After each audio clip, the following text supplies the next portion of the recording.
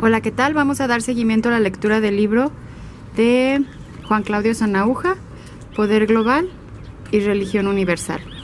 ¿Sí? Vamos a iniciar después de la introducción desde la página 25. En el nombre del Padre, del Hijo y del Espíritu Santo. Amén. Que la lectura de este libro sea para mayor gloria de Dios, salvación de las almas y el perdón de nuestros pecados. Dice, el proyecto de poder global y la reingeniería social. En las llamadas grandes conferencias internacionales de los años 90, organizadas por Naciones Unidas, cuaja un proyecto de poder global, un proyecto de poder totalitario. Como tal, intenta dar una respuesta única y universal a todas las cuestiones que se puedan plantear los seres humanos en cualquier situación en la que se encuentren y en cualquiera sea el lugar donde estén. Para lograr esto, como es lógico, se necesita colonizar la inteligencia y el espíritu de todos y cada uno de los habitantes del planeta. A la vez, consideremos que ninguna ideología puede pretender dar una respuesta uniforme en cada una de las circunstancias en las que se encuentre una persona, si no se transforma en una especie de credo religioso. Por decirlo de otra manera, es lo religioso lo que da sentido a la vida de la persona y respuesta a todos los interrogantes que ésta se plantee. Por eso, el proyecto de dominio global necesita hacerse con las mentes y conciencias de aquellos a los que pretende sojuzgar. Esa es la explicación de por qué hablamos de una nueva religión universal. A modo de ejemplo, recordemos que los grandes imperios de la antigüedad buscaron siempre la unidad religiosa, la tenían como imprescindible para asegurar su dominación y, en tiempos más modernos, una ideología totalitaria, absoluta y abarcativa como el marxismo tiene todas las características de un credo religioso. Antes de seguir adelante, pienso que es necesario hacer referencia al informe Kissinger de 1974, que surge como consecuencia del fracaso del intento de imponer al mundo los proyectos de control de natalidad de Estados Unidos en la Conferencia de la Población de Bucarest en 1974. En este momento, además de enumerar una serie de medidas demográficas para disminuir la natalidad en diversos países, por ejemplo, Brasil, México, India, Pakistán, etc., están enunciadas 3 políticas a las que, en mi opinión, hay que prestarles mayor atención que a los objetivos concretos en políticas de población mundial. Aún antes de la Conferencia de Población de Bucarest, pero sobre todo después, la acusación más grave que los países del tercer mundo hicieron a Estados Unidos fue la de imperialismo demográfico o imperialismo contraceptivo. Para neutralizar estas acusaciones, el informe Kissinger establece 3 objetivos estratégicos. Se ordena a la diplomacia norteamericana disfrazar las políticas de control de natalidad bajo la capa de derechos humanos, para evitar las acusaciones de imperialismo demográfico. Se deben presentar políticas de control de natalidad como derechos del individuo o de la pareja. Aquí encontramos una de las raíces del nuevo paradigma de los derechos humanos. B. Se establece como política global que se deben cambiar los patrones culturales de los pueblos en los que se incluyen las creencias religiosas.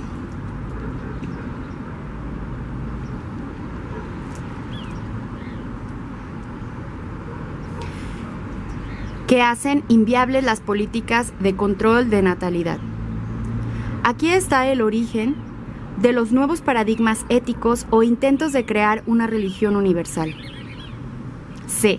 A su vez, se decide que los encargados de implantar esas políticas deben ser los mismos políticos nacidos en los países menos desarrollados, previamente reeducados en los países del norte, en las universidades de Estados Unidos y Gran Bretaña, bajo la aparente buena intención de capacitarlos para que mejoren y aseguren la calidad de vida de los pueblos.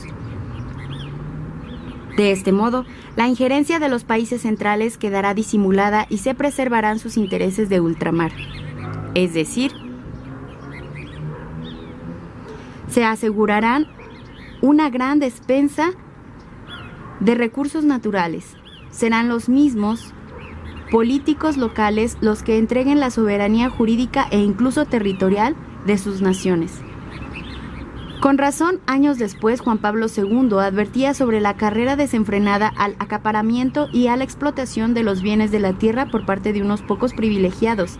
Si esto sienta las bases para otra forma de guerra fría entre el norte y el sur del planeta.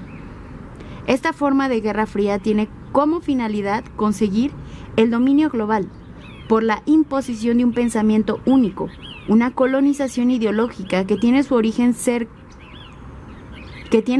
cercano en el informe Kissinger, antecedente inspirador de las conferencias internacionales de los 90 y de los proyectos de reingeniería social que a partir de ella se ponen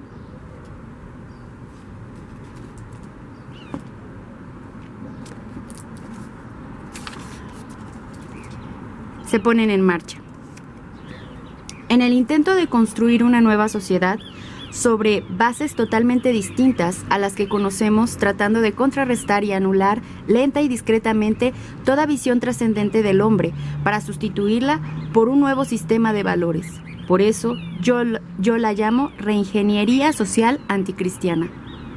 No solo se trata de la legalización de crímenes como el aborto y la eutanasia o de aberraciones como el reconocimiento social jurídico de la homosexualidad, sino que se pretende subvertir todos los aspectos de orden hasta ahora conocidos, que van desde la llamada memoria histórica hasta el desarrollo sostenible y del ecologismo, transformados en una nueva religión universal.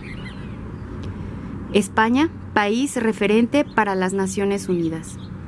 En años más cercanos a nosotros, no es casualidad la elección de España en la ONU como un país contribuyente para imponer políticas globales de género y aborto, porque difícilmente se podrá acusar en Iberoamérica a ese país de agente del nuevo orden al servicio del colonialismo cultural, y sin embargo, en eso se ha convertido.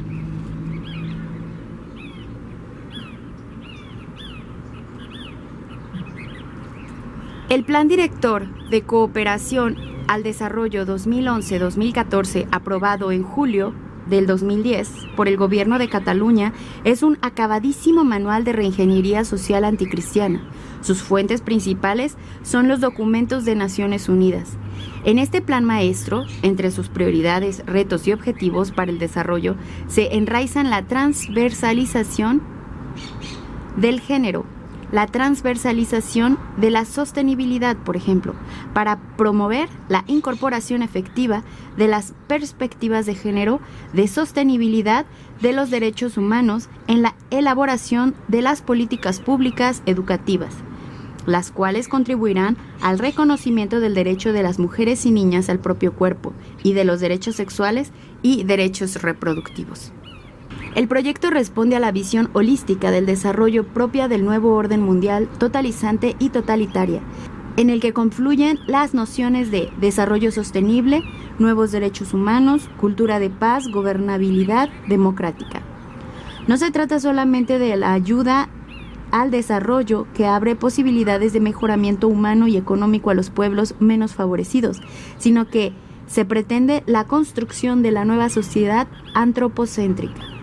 El documento toma como base el concepto de desarrollo humano sostenible promovido por el Programa de Naciones Unidas para el Desarrollo, aquí las siglas PNUD, que incluye la defensa y promoción de las personas y los colectivos que sufren discriminaciones por razón de su opción sexual, según lo establecido por la Declaración y la Plataforma de Acción Beijing, que proponen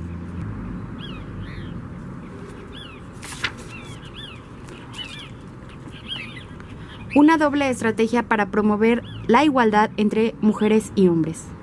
Por una parte, trabajar para contribuir al empoderamiento de las mujeres, objetivo que en este plan director se desarrolla de forma singular en la línea de desarrollo, y, por otra, introducir de forma transversal la perspectiva de género de acuerdo con el enfoque de género en desarrollo, cuya definición recoge el ECOSOC 1997.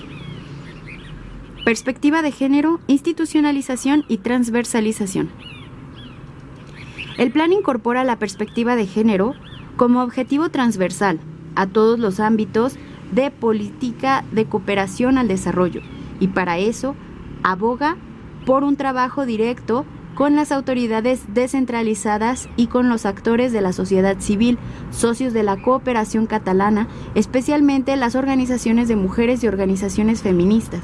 Estos propósitos se repiten constantemente a lo largo de las 100 páginas del documento. Salud sexual reproductiva es parte del desarrollo sostenible. El programa de cooperación catalán comparte los planteamientos de la Organización Mundial de la Salud, OMS, cuando afirma que los sistemas de salud basados en la atención primaria de salud son los más adecuados para afrontar los problemas que afectan a la salud mundial. Se enfatiza la importancia del derecho a la salud materno-infantil y a la promoción de la salud sexual y la salud reproductiva desde el enfoque de los derechos de las mujeres, de acuerdo con las distintas conferencias internacionales de la ONU sobre la población y el desarrollo sobre las mujeres. La Declaración de Barcelona del 2007, en la que se marca como objetivo hacer de la salud sexual reproductiva una realidad en África.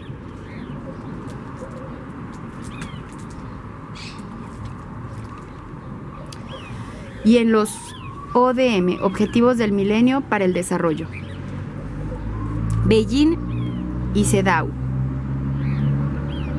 Otra fuente del programa de cooperación es la comunicación de la Comisión Europea del Consejo y Parlamento Europeo del 2007, que concreta la consecución de objetivos de desarrollo del milenio, especialmente del tercero, promover la igualdad de género y empoderamiento de la mujer, y el quinto, mejorar la salud materna, así como los objetivos planteados por la Convención para la Eliminación de todas las formas de discriminación contra las mujeres, CEDAW, y el informe del Secretario General de la ONU de revisión de Beijing, más 15, las referencias de los documentos de la Conferencia Beijing y sus revisiones periódicas y al CEDAW.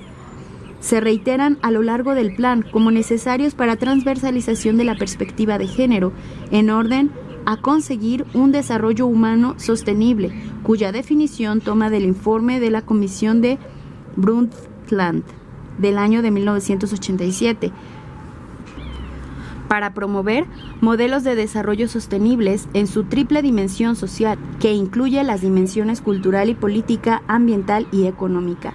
El plan se refiere, como no podría ser de otra forma, a las concepciones del ecofeminismo y a las cosmovisiones de los pueblos indígenas, así como también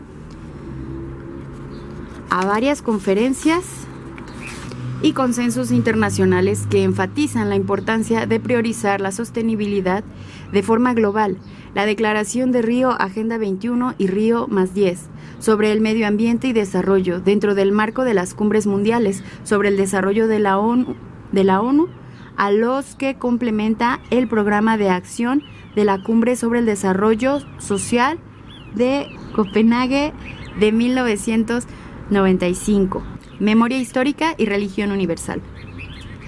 Al proyecto de sociedad sostenible enraizada en los nuevos derechos humanos y en la perspectiva de género, derechos sexuales y reproductivos, reconocimiento social y jurídico de la homosexualidad, se le suman las iniciativas de recuperación de la memoria histórica y la justicia transicional. Esta última incluye procesos judiciales de los responsables en el pasado de violaciones de derechos humanos, comisiones de la verdad, entre comillas, programas de reparación material y moral de los daños causados por abusos del pasado, entre comillas también. Reforma institucional de las Fuerzas Armadas, la Policía, el Poder Judicial e instituciones estatales, iniciativas de conmemoración, museos y monumentos públicos que preservan la memoria de las víctimas y aumentan la conciencia moral sobre los abusos cometidos en el pasado. Cierra comillas. Es parte también del programa de ayuda el diálogo intercultural e interreligioso, que en el lenguaje del nuevo orden significa religión del sentimiento. Una nueva religión, una religión sin contenidos inmutables, una religión sin dogmas. En definitiva, el Plan Director de Cooperación al Desarrollo 2011-2014 del gobierno catalán es un perfecto manual de reingeniería social anticristiana. Lo mismo puede decirse del Programa Internacional Mujeres y Desarrollo de 2010 del Gobierno de España. Los nuevos paradigmas éticos. Esta subversión silenciosa para concretar el proyecto de poder global se realiza imponiendo los nuevos paradigmas éticos. Veamos cuáles son. 1. El paradigma del utilitarismo sentimental mayoritario. En julio de 1984, el gobierno del Reino Unido publicó el informe titulado Report of the Committee of Inquiry into Human Fertilization and Embryology, redactado bajo la dirección de la profesora Mary Warnock. El Warnock Report, tal como es conocido, aún admitiendo en algunos puntos que el utilitarismo escrito no es válido como criterio ético o jurídico para decir, en este caso, las técnicas de fecundación artificial. Erigió como base de toda la decisión moral y legal el sentimiento de la mayor parte de la gente, es decir, fijo como criterio práctico universal, y el utilitarismo sentimental mayoritario. De este modo, el culto irracional a los deseos descartaba las razones morales objetivas, rechazando la existencia de la naturaleza común a todos los seres humanos. El uso de la razón era desplazado por la intensidad de los sentimientos y deseos. Incluso las recientes afirmaciones de algunos acerca de la eventual validez de la clonación humana usando células estaminales embrionales con fines terapéuticos es emblemática respecto a esta orientación ideológica que, más de una vez, se presenta como responsabilidad de gobierno al servicio del bien social.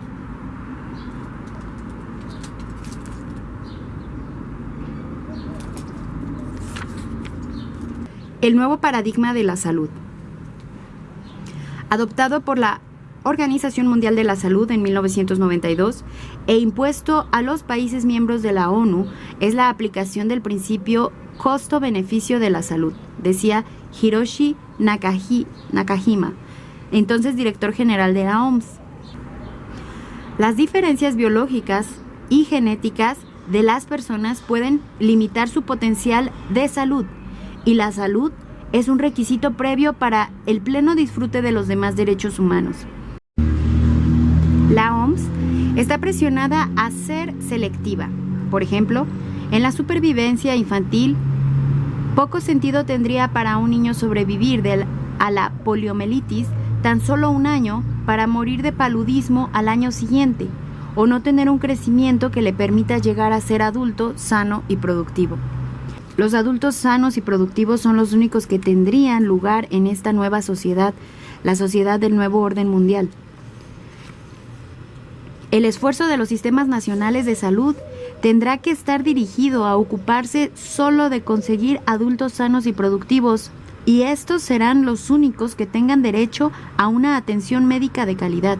Los enfermos crónicos, los terminales, los ancianos y todos aquellos que no sean o no puedan llegar a ser productivos quedan fuera del sistema. El nuevo paradigma de la salud excluye a millones de personas del derecho a la vida y a la salud, y es incompatible con una visión cristiana de la existencia. El mismo Nakajima declararía: la ética judeocristiana no podrá ser aplicada en el futuro. De ahí que la OMS insista una y otra vez en la necesidad de que nazcan niños sanos para el desarrollo sustentable del planeta. En la categoría del niño sano se incluye solo a aquel cuyo nacimiento ha sido deseado, planeado, previsto. La radicalidad inhumana, despótica y discriminatoria de este planteamiento es evidente. Un ejemplo de la aplicación del nuevo paradigma de la salud es la legislación para la reforma del sistema de salud de los Estados Unidos, propuesta por el presidente Barack Hussein Obama al Congreso y sancionada por este. Fue promulgada por Obama el 23 de marzo del 2010.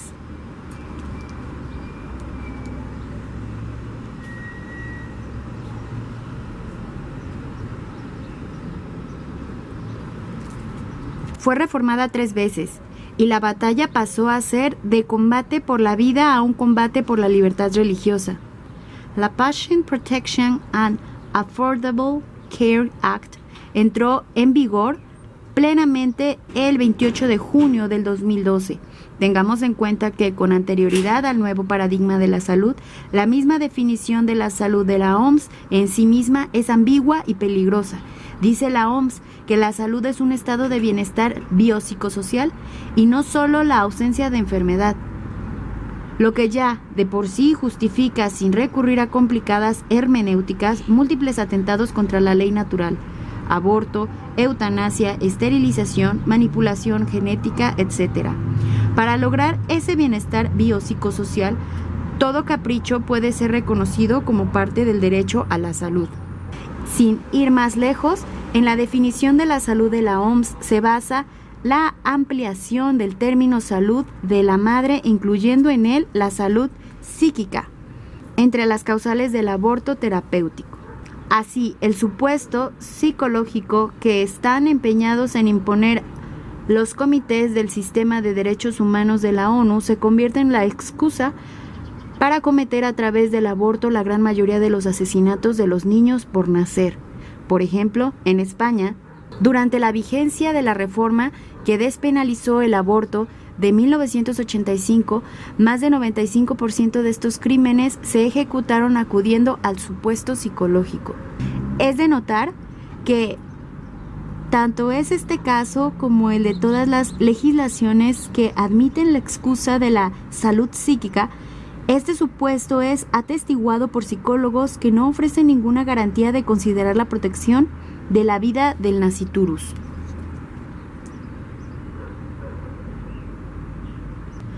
El paradigma de la reinterpretación de los derechos humanos. Las Naciones Unidas, sus agencias, los comités de seguimiento de los tratados de derechos humanos y los comités de expertos han impuesto la idea que está al servicio de la reingeniería social del nuevo orden mundial, de que los derechos humanos son evolutivos, es decir, usando una hermenéutica ideologizada, pueden dar origen a infinidad de pseudoderechos al servicio de las políticas del proyecto de dominio mundial.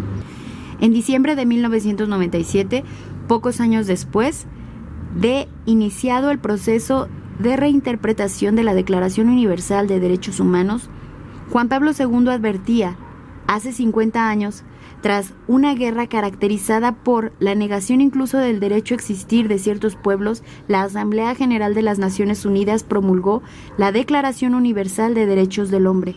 Resulta dramático que aún en nuestros días esta disposición se vea claramente violada por la opresión, los conflictos, la corrupción o de manera subrepticia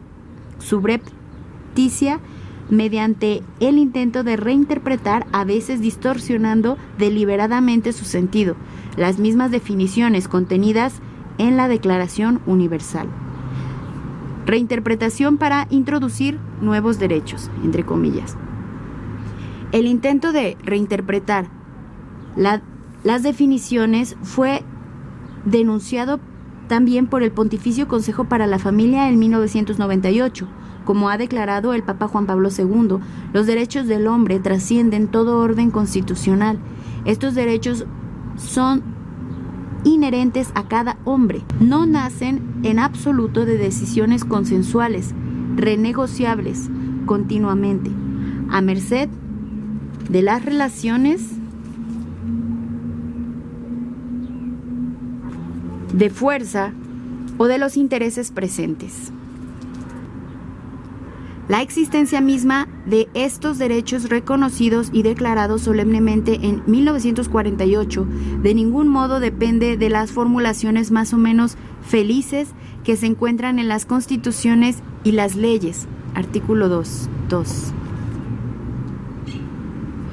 Cualquier constitución, cualquier ley que pretende limitar el alcance de estos derechos declarados o falsear su significado deberá ser denunciada enseguida como discriminatoria y, según sugiere el preámbulo de la declaración, como sospechosa de fermentos totalitarios. Sin embargo, esta advertencia y muchas otras de la Santa Sede no fueron oídas. Por ejemplo, en New York, entre el 22 y el 27 de abril del 2012, la sesión 45ª de la Comisión de Población y Desarrollo de las Naciones Unidas cerró sin haber podido llegar a un documento final consensuado debido a la presión de los países del Grupo Europeo por imponer los dictados de la reingeniería social antinatural y anticristiana.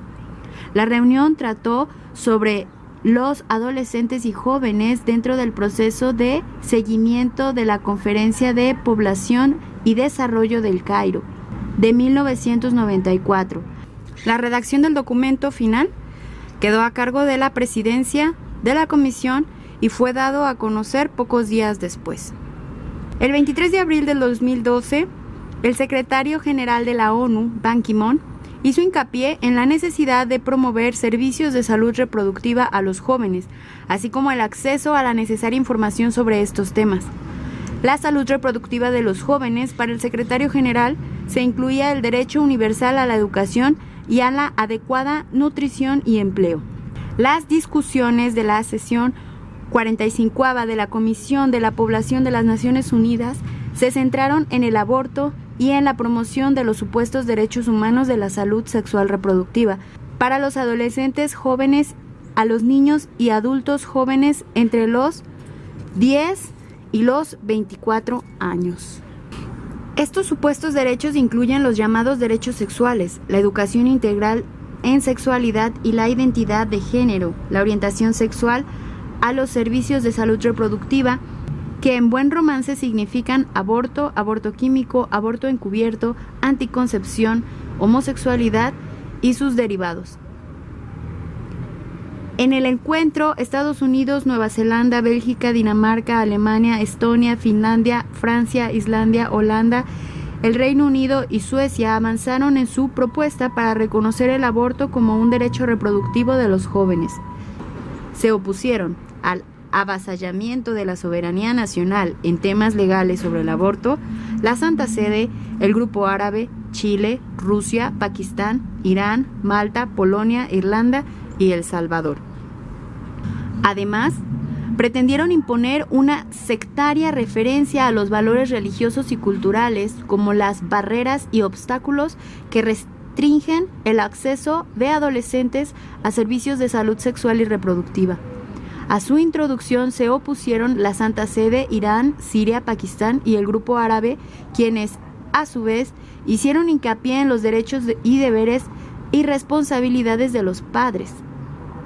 La Santa Sede intervino resaltando la misión de la familia, compuesta por un hombre y una mujer, célula de la sociedad, escuela de virtudes, ambiente privilegiado en el que cada vida humana es protegida desde la concepción hasta su fin natural. La Declaración Vaticana recuerda también que 250,000 escuelas católicas en todo el mundo asisten a los padres que tienen siempre el derecho y deber de elegir la escuela, incluido el llamado homeschooling, y deben tener la libertad de poder organizarlo, que a su turno debe ser facilitado y respetado por el Estado. Una aproximación auténtica basada en los derechos de desarrollo coloca a la persona humana en el centro de las preocupaciones por el desarrollo y respeta así la naturaleza de la familia, el rol de los padres, incluyendo los valores religiosos y culturales, y afirman la contribución que pueden hacer los jóvenes a la comunidad y a la sociedad. Mientras más países reconozcan esto, estarán en mayor capacidad de instaurar políticas y programas que permitan el bien común de todas las personas. No obstante, en el informe final de 39 páginas hay alrededor de 30 menciones a los derechos sexuales y reproductivos, a la salud sexual y reproductiva, a la información sobre cuestiones reproductivas, mientras que los derechos y deberes de los padres aparecen en el documento solo una vez. A pesar de la resistencia de unos pocos, los derechos sexuales y reproductivos de los jóvenes fueron una vez más reconocidos por la Comisión de la ONU. Palabras como estigma, discriminación y violencia basada en el género son evidencia de que se avanzará en el reconocimiento social y jurídico de la identidad de género, es decir, de la homosexualidad, que es contenido obligado de los llamados derechos sexuales. A la vez, la degeneración nominalista del lenguaje hizo que el presidente de la comisión, Hassan Kleib, de Indonesia, llamara a superar la discusión sobre la salud reproductiva, entre comillas, incorporándola como contenido del término genérico, entre comillas, salud integral, con el fin de, abre comillas nuevamente, de no trabar la consecución de los objetivos del milenio para el desarrollo, cierra comillas, que como lógico fueron tema de las reuniones de la Conferencia de Naciones Unidas sobre el Desarrollo Sustentable de Río 20. En abril del 2009, Hillary Clinton, entonces secretaria de Estado, había dicho ante la Comisión de Asuntos Exteriores de la Cámara de Representantes de Estados Unidos: nosotros pensamos, abre comillas, que la planificación de la familia es una parte importante de la salud de la mujer y la salud reproductiva. Incluye el acceso al aborto, que creo que debe ser seguro, legal y poco frecuente, cierra comillas. Y no existe ninguna razón para sospechar que el lenguaje de Clinton sea distinto al lenguaje de la ONU: anticoncepción, esterilización y aborto. Como ejemplo de esa reinterpretación, veamos la Convención Internacional contra toda forma de discriminación de la mujer, CEDAW, del 79.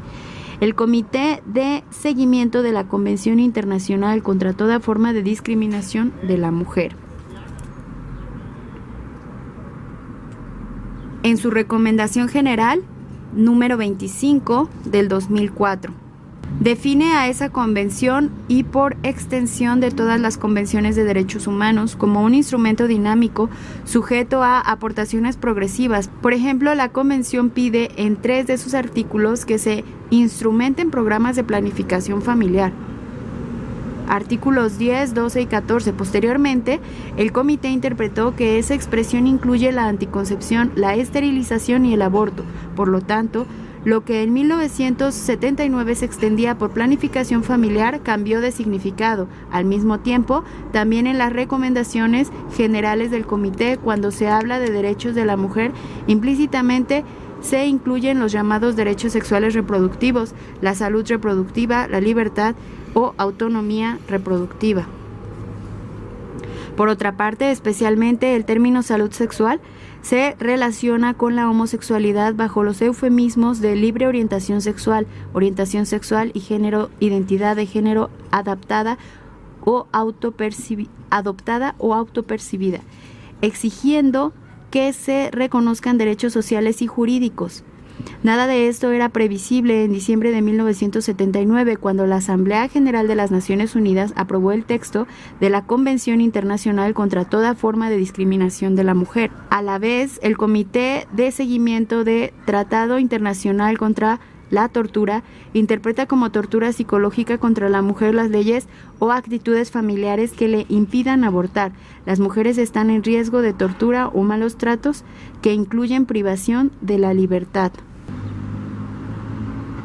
La privación de tratamientos médicos, especialmente de aquellos que involucran sus decisiones reproductivas, y la violencia ejercida por privados en sus comunidades y en sus hogares, nada más alejado de la letra y del espíritu del tratado de esta interpretación.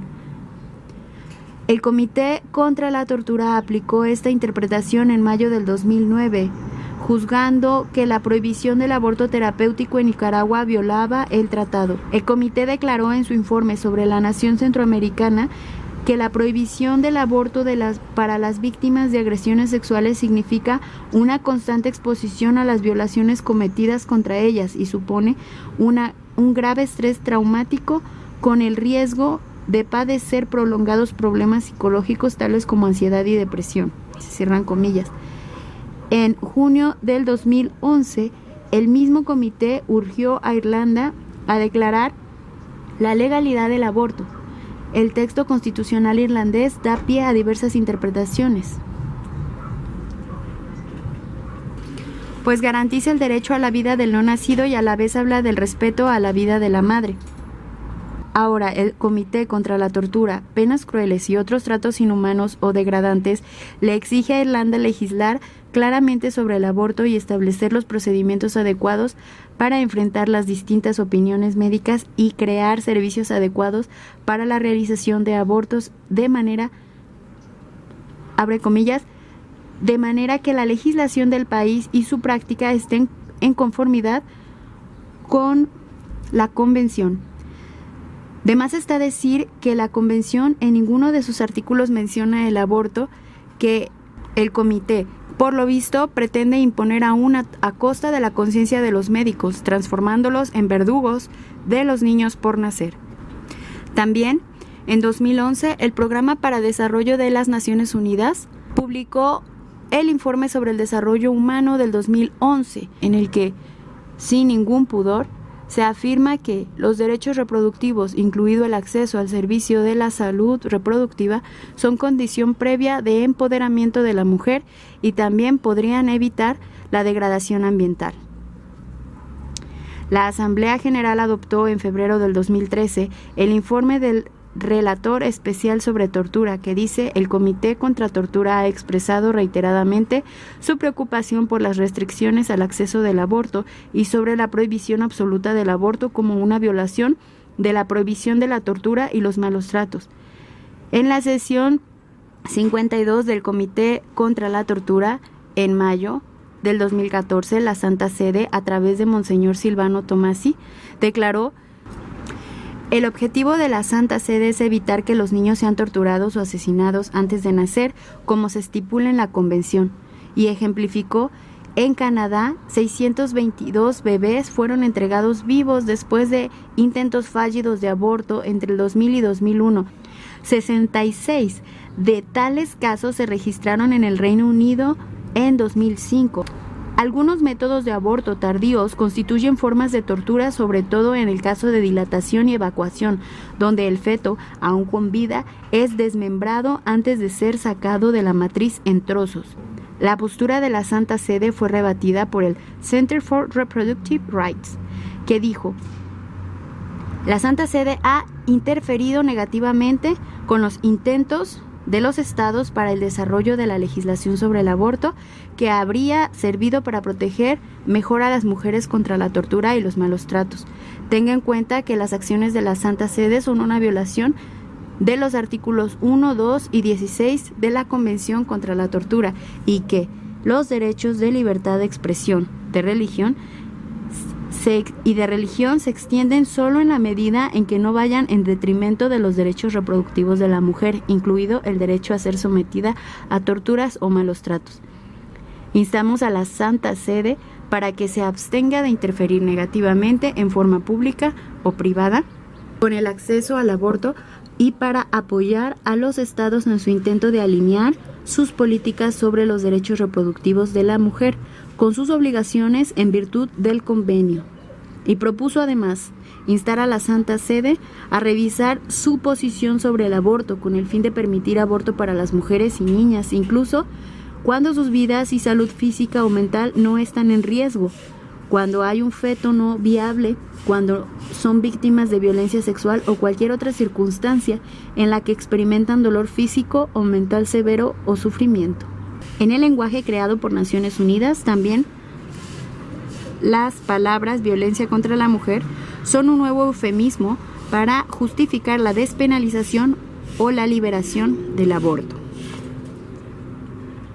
Para tener un panorama completo de hasta dónde ha llegado la voluntad de penalizar todo límite a la llamada libertad reproductiva, agreguemos que el sistema de derechos humanos de la ONU entiende por injerencia de terceros no solo a las leyes que penalizan el aborto, sino también cualquier oposición que provenga del ámbito religioso o familiar, incluida la voluntad del cónyuge, si ésta es contraria al aborto o tratándose de una menor, la voluntad de sus padres.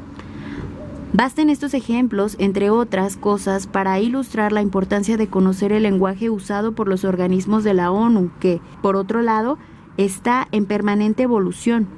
Pienso que no es un trabajo en vano detenerse a estudiar cada una de las observaciones y recomendaciones de los comités del Sistema de Derechos Humanos y de las Naciones Unidas, sobre todo a la hora de juzgar los textos y analizar los términos de los proyectos de ley que se proponen en los parlamentos nacionales.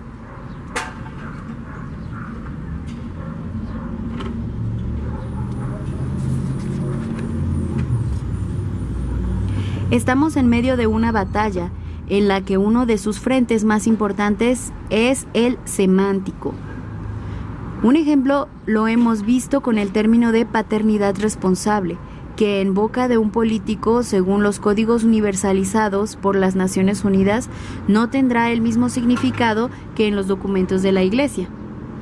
En el lenguaje de algunos parlamentarios podría significar, según las circunstancias, desde la distribución masiva de anticonceptivos hasta incluso esconder la intención de promover el aborto. Lo mismo se podría decir de las palabras violencia contra la mujer o el mismo término tortura, palabras que el común de las personas no imagina que puedan esconder una referencia al supuesto derecho al aborto o a otras aberraciones. Cambiar el significado y el contenido de las palabras es una artimaña para que la reingeniería social sea aceptada por todos sin protestas. Nos debemos preguntar, ante el lenguaje usado en los parlamentos, en las campañas políticas y en los medios de comunicación, ¿qué quiere decir? ¿Qué engloba cada uno de los términos? ¿Qué significa realmente esas palabras? Ese fue el objetivo por el que el Pontificio Consejo para la Familia editó el Lexicon de términos ambiguos y discutidos sobre la familia, vida y cuestiones éticas, al que en cada edición se le suman voces, ya que el significado del lenguaje internacional cambia continuamente.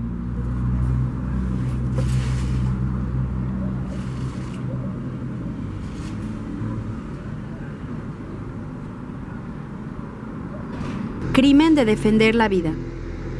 El 13 de septiembre del 2011 se inauguró el 66 periodo de sesiones en la Asamblea General de las Naciones Unidas, en el que se presentó el informe anual del Alto Comisionado para los Derechos Humanos, la señora Navi Pillay, titulado Practices in Adopting a Human Rights-Based Approach to Eliminate Preventable Maternal Mortality and Human Rights.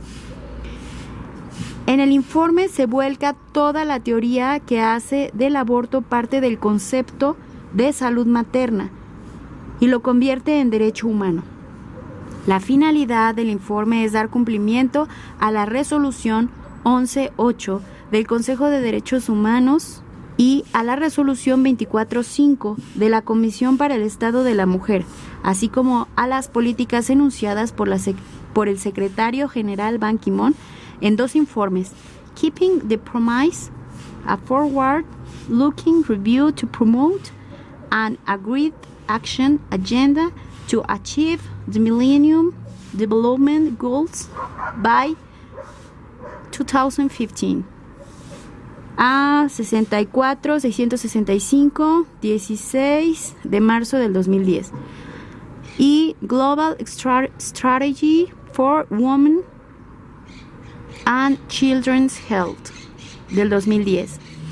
El texto enmarca en los objetivos del milenio para el desarrollo y dice que las leyes que impiden o limitan el aborto son un obstáculo para el cumplimiento del objetivo del milenio número 5, que hace referencia a la reducción de la mortalidad materna y son contrarias a los derechos humanos. En concreto, la prohibición o la limitación del acceso al aborto se califica como violatoria de las leyes internacionales, como discriminatoria contra la mujer y como una violación del derecho a vivir libre de tortura.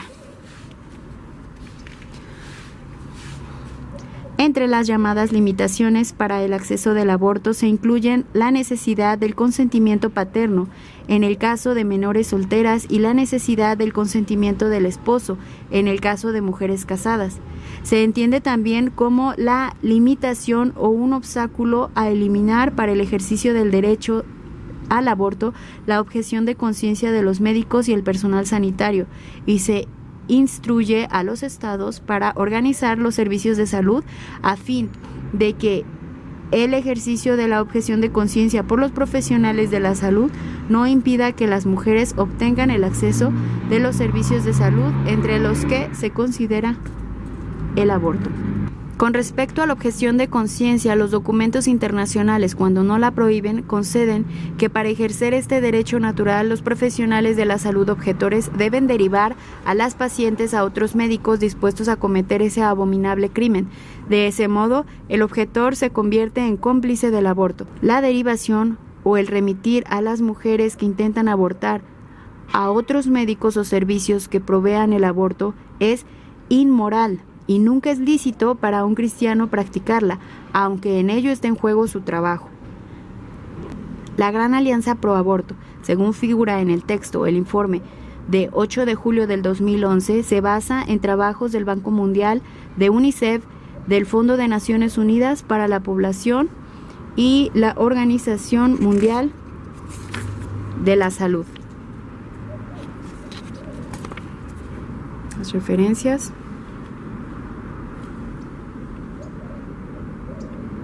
Del Comité sobre la Eliminación de toda forma de discriminación de la mujer, Comité CEDAW, los informes del Relator Especial de la ONU sobre la violencia contra las mujeres y de 14 organizaciones de la sociedad civil, todas ellas promotoras del aborto, entre las que figuran la International Planned Parenthood Federation, la Internacional del Aborto, que es la IPPF, la Internacional del Aborto y la Corrupción de Menores, el Center for Reproductive Rights, la entidad redactora del protocolo facultativo de la CEDAW, Pathfinder International, algunas filiales de IPAS y de Mary Stops y otras conocidas ONGs abortistas. Bueno, hasta aquí llegó este video. Si es de tu agrado, te invito a que te suscribas a este canal para que recibas las notificaciones. También puedes dar me gusta para que tenga un mayor alcance, para que otras personas se puedan enriquecer de esta información. Y también te invito a compartir el contenido. En este canal subo distintos videos, así que mantente atento cuando veas que es la continuidad de la lectura del libro. Gracias.